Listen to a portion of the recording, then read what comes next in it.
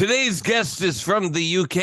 He's a music critic, writer, and blogger. And his current book, Slade in the 1970s, is currently number 46 on the Amazon bestsellers list.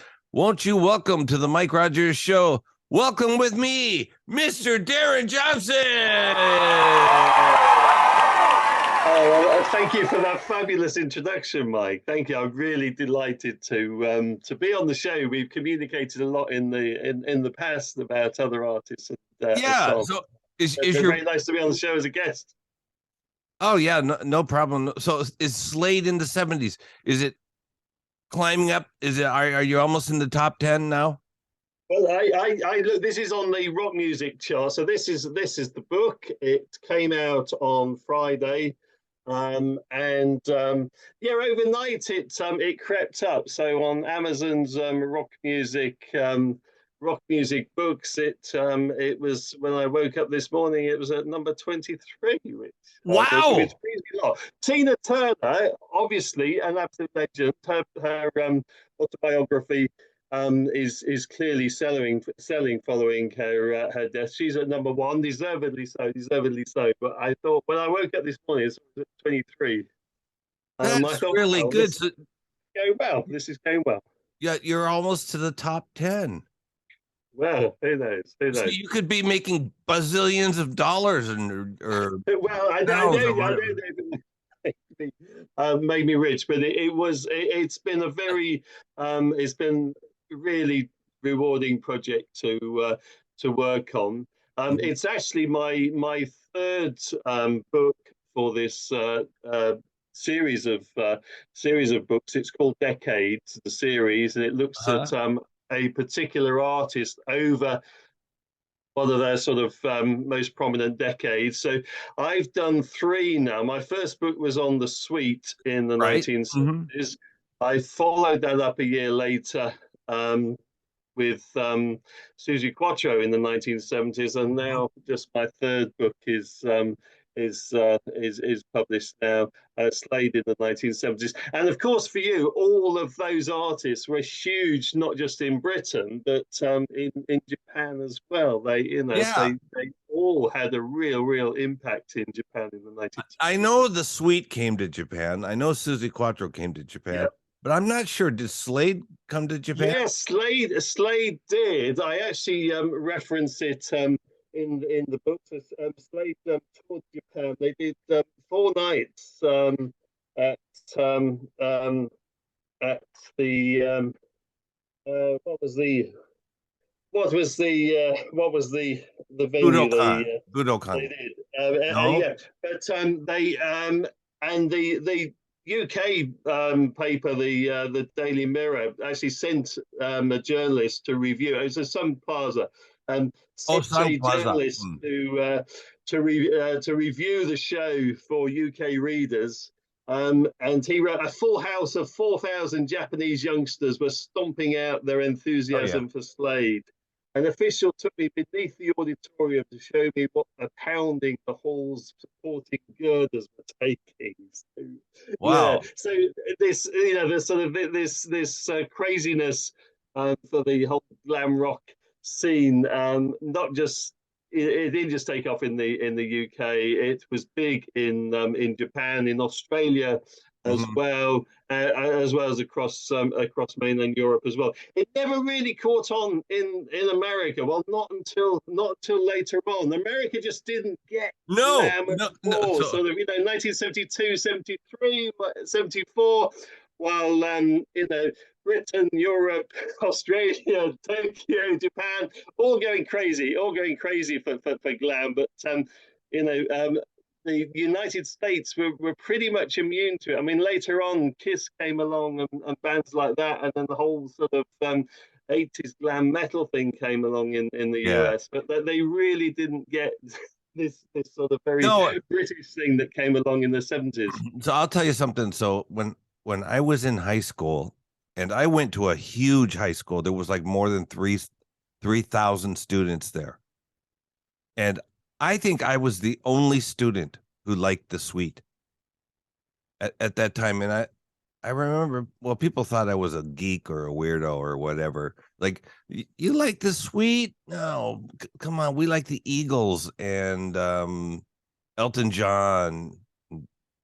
I couldn't stand those bands. No offense, but yeah, I was totally into Bowie, T-Rex, Sweet, Slade, Susie Quattro, everything.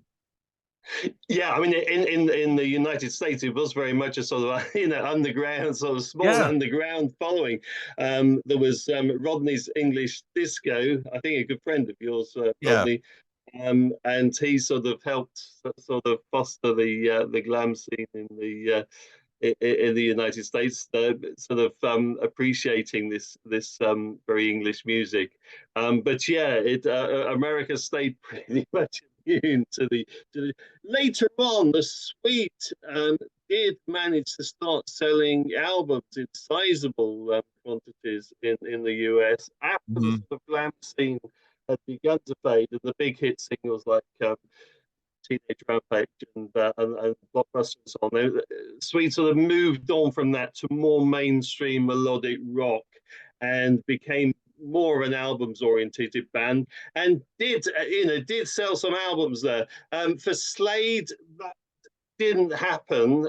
They never really sold in any sizable quantities until the 80s, when Quiet Riot did the cover of an old Slade song, and then people started to discover the real thing. And then the irony as well is Susie Quattro, who is obviously from Detroit, is sort of American born and bred, not American girl, but she, never had much of an impact in the in the United States, and she's until Happy Days came along, and she starred in the I remember that Bonds and Henry Winkler and so on. So she starred in that, and she's in her own country, in the United States. She's still better known for that.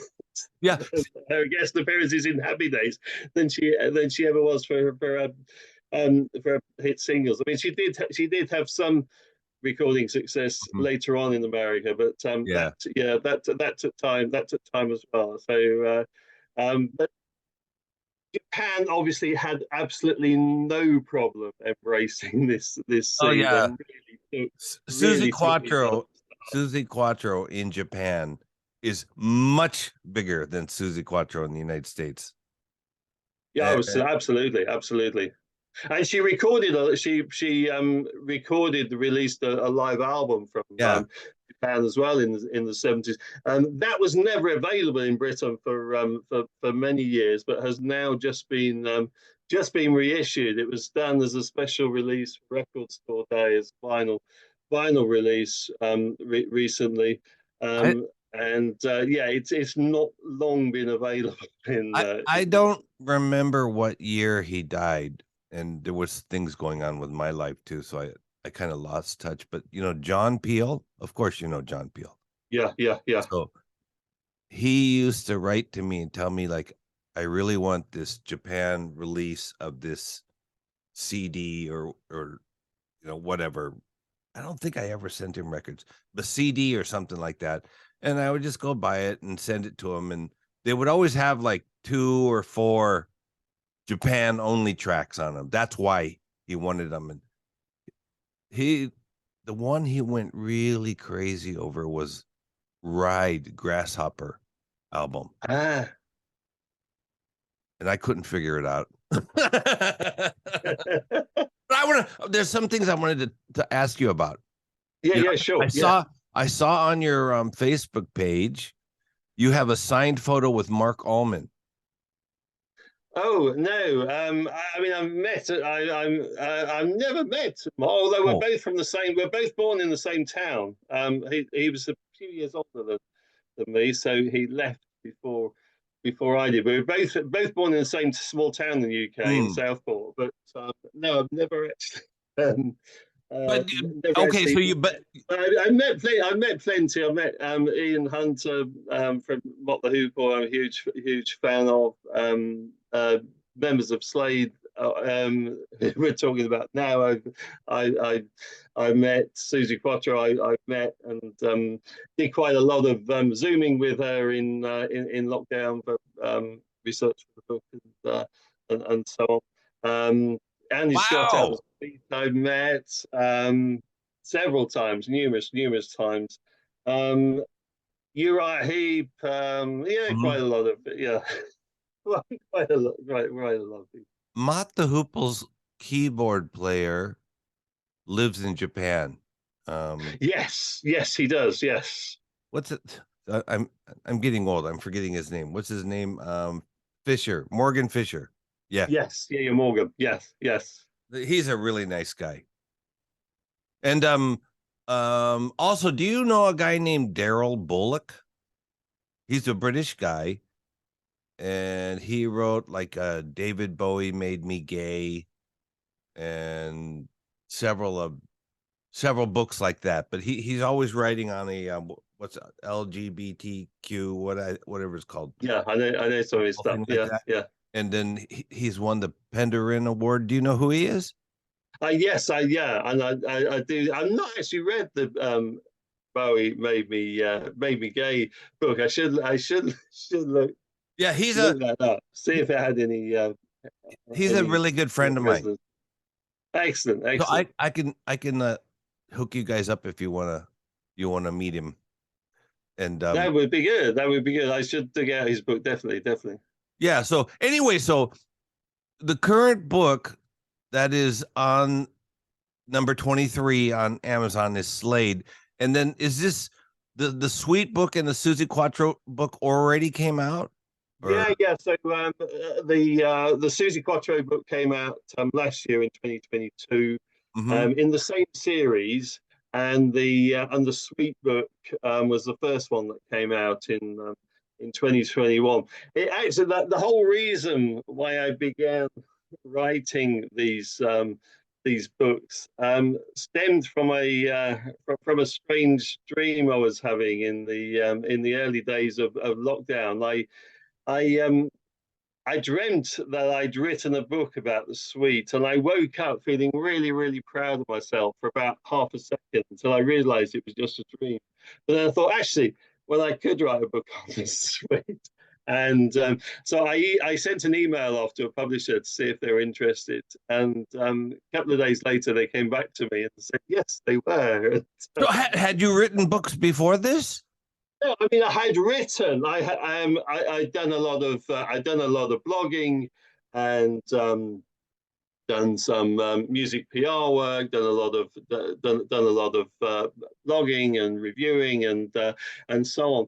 And actually, my background, I've always been a music fan ever since being a young teenager. But my career background before writing and music work was actually in politics. I was in full-time politics for years. So I was writing a lot of articles on housing issues and transport issues, and so I was getting lots of articles published on that I'd always written.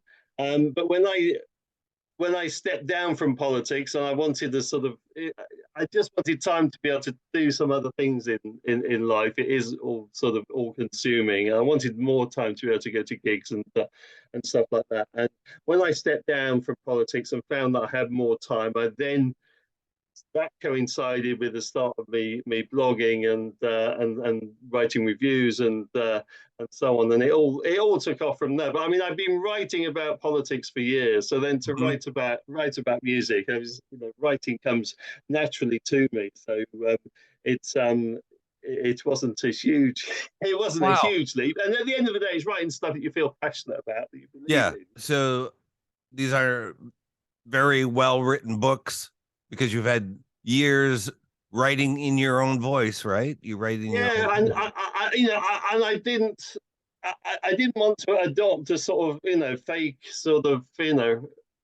rock gonzo persona or anything like that. I write in my own authentic voice in the same way as if I was writing on anything else. So yeah, it's not some fake rock persona that I've adopted. I write in my authentic voice that I've hopefully honed over many years. Yeah. Well, so this kind of strikes me as strange. So first off, you got to explain to me, what is a local counselor? Because I'm from the United States, but I live in Japan. And Yeah. what exactly is a local counselor?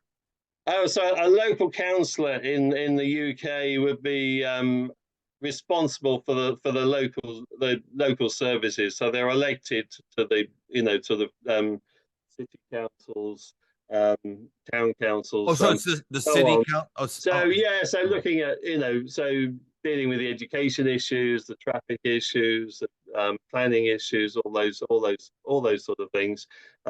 So I was a local councillor in. Did you have your own private jet, Darren? Did you? No. It's all very lowly stuff. So I was a local council in a London Borough Lucian, but I was also at the regional city level. I was also a full-time elected member of the body for London as well, the Greater London Authority. So so I had a long stint. I was in full-time politics for 16 years, and then I thought there's actually other things I want to do in life before I get too old. I did want to explore my music, sort of music passions more and so on. So it's given me a chance to write. It's given me lots of chance to go to gigs and meet bands and interview various artists and so on. So you retired from being a local counselor and decided one day, gosh darn it, I'm going to write these books. And then you wrote the first book. And before you even wrote the first book, you got a deal with a book publisher. That's amazing. Yeah, well, I just fired off, and I'd had this dream that I'd written a book, and the outline of the book was still fresh, sort of fresh in my mind from the dream. So it all seemed plausible to me. So I just hurriedly, as I woke up, fired off an email to a publisher, Sonic Bond, who do a whole range of music books. And sort of gave them a bit of information about my background and my writing and so on. Gave an outline of what I'd like to do with the book, and they came back and said yes, and I got writings. That's amazing, I don't know if it's. I'm not sure if this is the normal way. No. Getting a book published. But I dreamt I'd written it. I then fired off an email to a publisher, and they said, yes, write it. That's amazing. That is just truly amazing. So I've written a book before. Came out in 2004, and I thought to myself, I will never, ever write another book again, ever, because it's just so much work. So did you, when you wrote, like, let's say you wrote Slade, you wrote the text, and then did you have to copy edit your own writing, or did you have to do that? Both.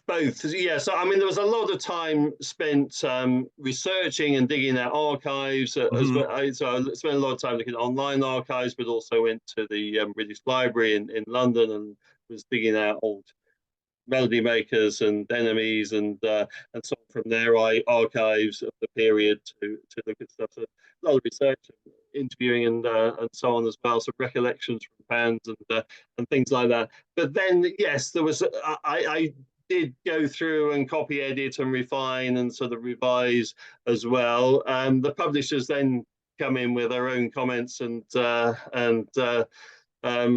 amendments and so on. But I enjoyed it. I mean, the thing was, for me, it coincided with lockdown, so there were no real distractions going on. It was a good project to get into, and it just gave me something really good to focus on during lockdown. I'd never written a book before. I've written many articles before, but they'd all been 500 to 2,000 words or whatever. So I'd never sort of written a full-length book before, but I really got into it, really enjoyed it, and as soon as it came out and there was a good reaction to it, got some great reviews and some great responses from readers and so on. So I was inspired then to to start writing another one. They were very happy for me to do do another one, and then that led to a third as well. So it's been like 3 years of so living and breathing 70s. I bet your mom and dad must be so proud of you. Well, my dad would have been. My dad is no longer. I dedicated the first book to my dad. But, I mean, he had that real passion for music, and he would have been so amazingly proud. My mum certainly is, and my mum is here still, and she's very. So very pleased. I do send. I've just put a copy in the post for my mum with a signed dedication in it. So your dad was into rock music?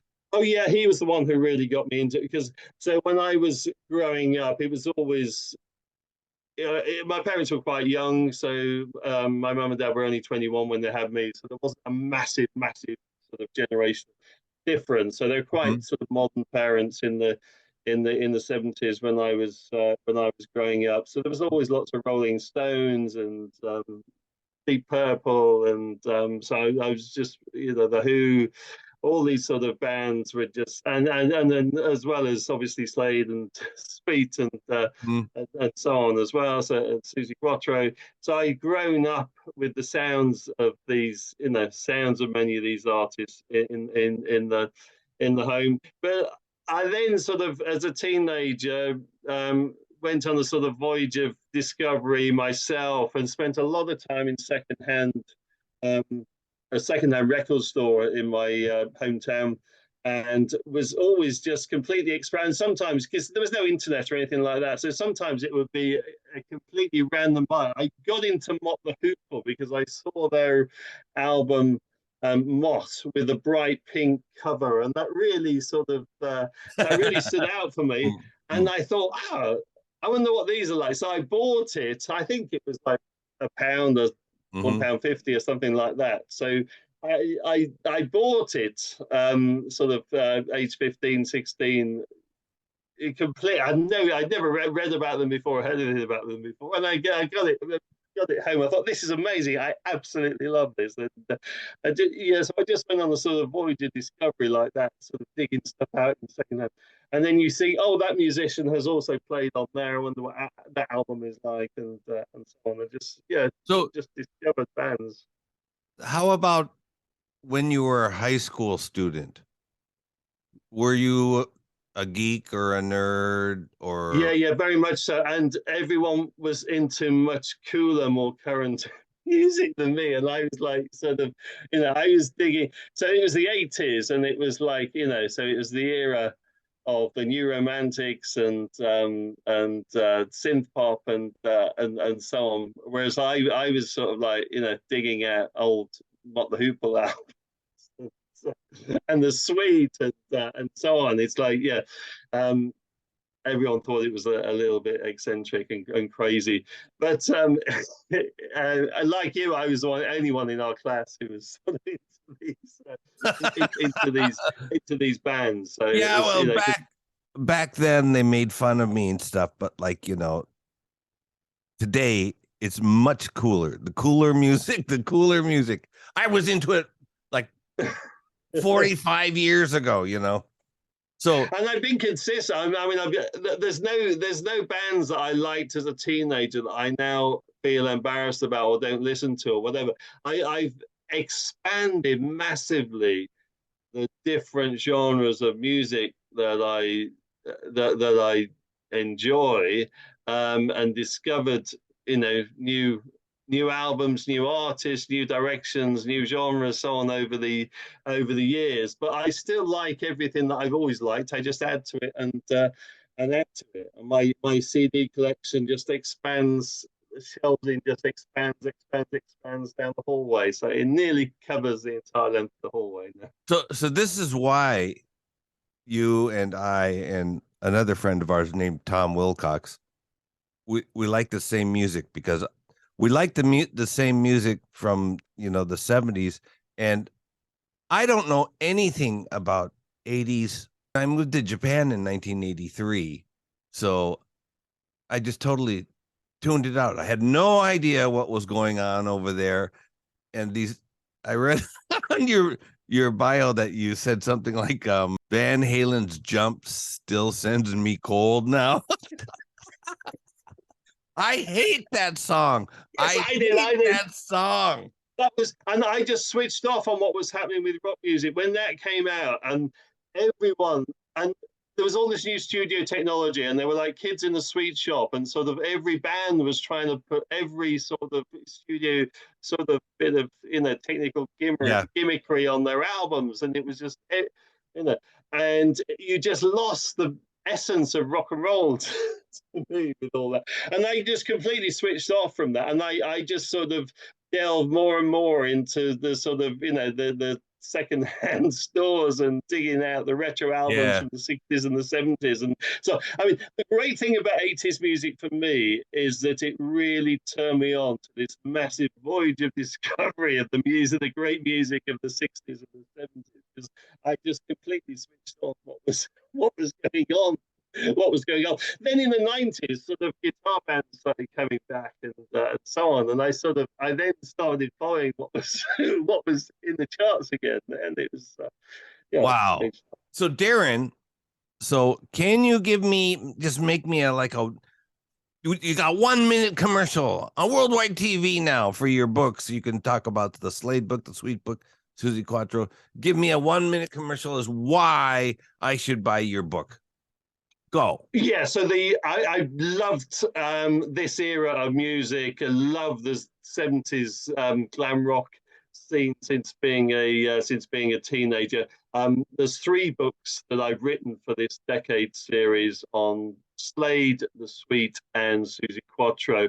It looks at the whole decade of the 70s, but also for each book has a snapshot of their early days before they got famous, and then a sort of catch up on what has happened. It looks at every album that was released during that period, every single, has snapshots from fans, has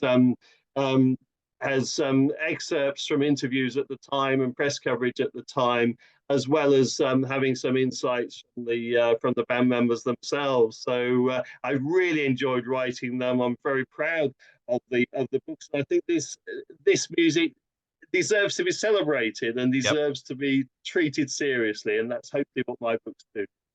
For you to jump from being a local counselor, your government office or whatever it is, into deciding I'm going to follow my dream when I was a teenager, damn it, and I'm going to put out a book on the Sweet. That's really inspiring, Darren. Oh, thank you. See, the thing is, I probably going back to my school days, my school friends would not be surprised at all. I don't think that I would be spending my sort of my 50s writing books about 70s glam rock. No, I think it's very cool. They would have been far more surprised, I think, about me going into politics than about me writing books about. Aren't they looking for a new prime minister for England? Aren't they searching for? Oh well, we had a series of them. We've had a series of them. It seems to have settled. It seems to have settled down a bit now. But, well, in Japan, there'll be a general election. Probably some big changes coming up. In Japan, we usually change prime minister every 2 or 3 weeks. We had a spell of that. I think we were copying you, but British politics all seem. Once I stepped down, I stepped down for totally personal reasons. I wanted to do other things in life. I wanted to explore my music. That's really cool, and so on. But British politics all seemed to start going a bit crazy once I stepped down. Anyway, I kept thinking, I'm glad I'm not involved in this. I'm glad I'm doing what I'm doing now. Okay, thanks so much today to music critic, writer, blogger. His current book, Slade in the 1970s, is number 23 on Amazon. Is that amazing or what? Thank you so much to Mr. Darren Johnson. Yay! Thanks for the interview, Darren. Thank you so much, Mike. It's been great talking to you, and I just love talking about this era. Definitely.